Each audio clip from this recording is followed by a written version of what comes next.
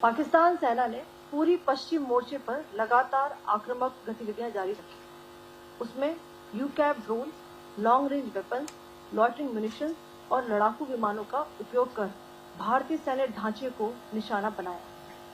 नियंत्रण रेखा पर भी ड्रोन घुसपैठ और भारी कैलिबर हथियारों से गोलाबारी की।